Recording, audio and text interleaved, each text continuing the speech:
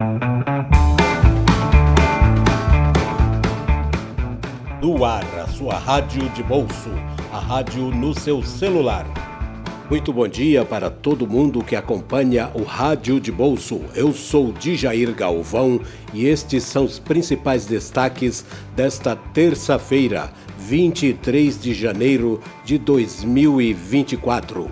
O programa de hoje começa com o destaque que é o seguinte: existe na internet um movimento crescente destacado aqui pelo portal do Nexo Jornal, um portal muito interessante que traz conteúdos bem inventivos, bem curiosos e muito bem trabalhados. Então eu indico que vocês sigam, conheçam o Nexo Jornal. Então esse assunto é o movimento antitrabalho, detectado aqui pelo portal Nexo. É o seguinte, é uma plataforma na internet que tem 91 mil brasileiros inscritos nesse movimento na internet, que é o movimento antitrabalho. O que essa turma aí prega, na verdade, né?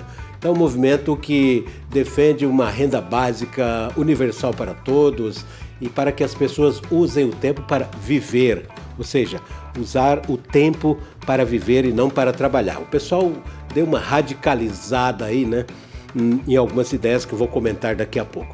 Esse movimento que está numa das plataformas da internet inspirou esse outro movimento que está lá no TikTok chamado VAT, Vida Além do Trabalho. Esse outro já está crescendo também. Tem 131 mil seguidores e 1 milhão de curtidas. Olha só. Então são dois movimentos em duas plataformas diferentes que estão aí na internet crescendo e eles pregam exatamente isso aí. As pessoas têm que trabalhar menos e viver mais. Para isso elas precisariam radicalizar, segundo os integrantes, os cabeças aí desse movimento, e a gente vai vendo então que essas ideias elas ganham corpo aí na internet, segundo essa reportagem do Nexo Jornal que eu estou trazendo aqui para vocês. Na verdade, como eu disse, esses movimentos eles têm inspiração, não são rigorosamente iguais, né? Mas se inspiram em outras pregações, em outras teses. Por exemplo, um dos mais famosos que tem uma tese relacionada à questão do trabalho, da vida, né, foi o sociólogo italiano Domenico De Masi. O Domenico De Masi, que morreu em 2023, ele é o autor da tese do ócio criativo. Não é o mesmo, não é a mesma linha aí defendida pelo pessoal aí que eu já falei do movimento antitrabalho. Mas o De Masi, ele defendia exatamente que você tem que ter um tempo livre e a partir desse tempo livre, ou seja, a escala de trabalho tem que ser bem menor, reduzir o tempo de trabalho, né? Para que as pessoas tenham tempo de ir ao cinema, ao teatro, fazer nada, ou seja, o ócio criativo. Quanto mais você tem tempo disponível para o ócio, para boas atividades culturais, atividades esportivas, passeios, muito mais você acrescenta à sua vida e você se torna inclusive uma pessoa mais criativa, até mais produtiva.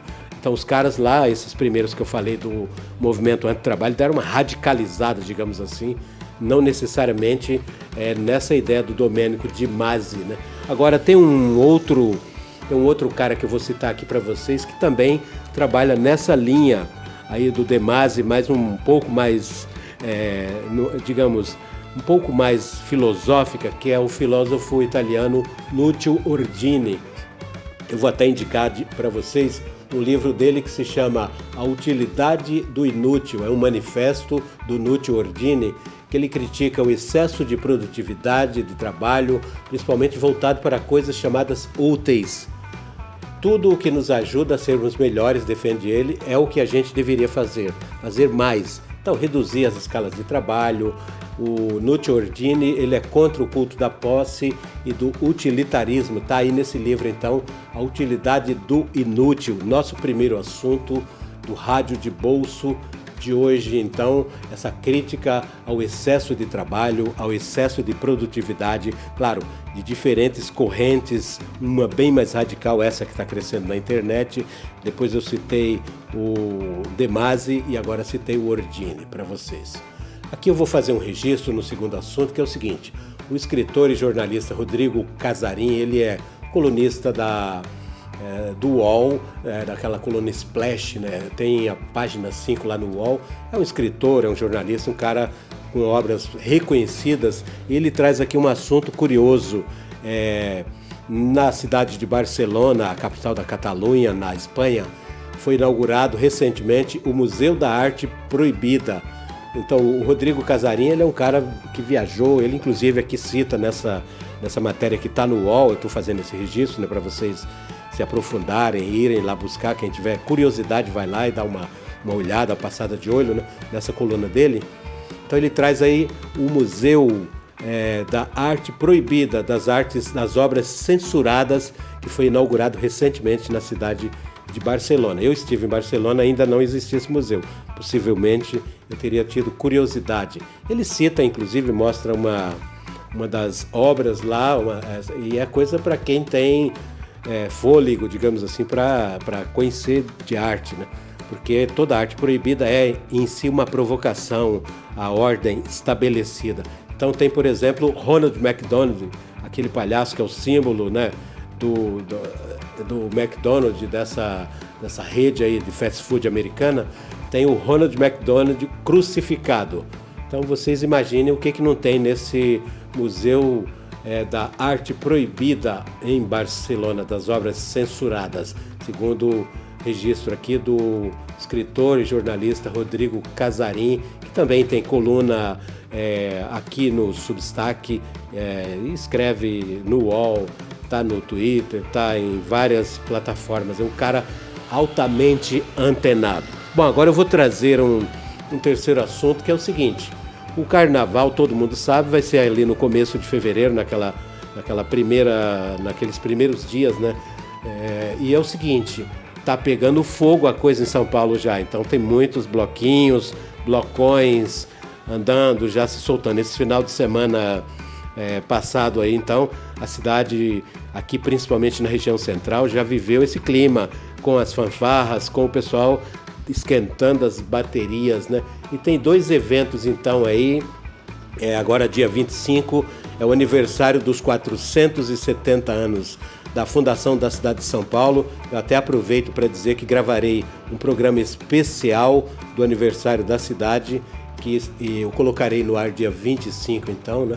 Mas tá aí, a cidade vai ter uma programação especial dia 25, mas tem no meio desse negócio toda uma preparação aí para o carnaval, e as coisas estão andando, estão pegando fogo. Você que está aí na cidade de São Paulo, visitando, está viajando, está passando férias por aqui, e a população que mora em São Paulo já deve estar percebendo esse clima aí que mistura o aniversário da cidade, dia 25, agora de janeiro, e esse movimento aí de saudação ao carnaval, né? O quarto assunto, encerrando o Rádio de Bolso desta terça-feira, tem a ver com a matéria trazida aí pelo jornal Folha de São Paulo semana passada, com o seguinte destaque: o crescimento nos últimos anos aí dos sites de aposta online, as chamadas bets, né?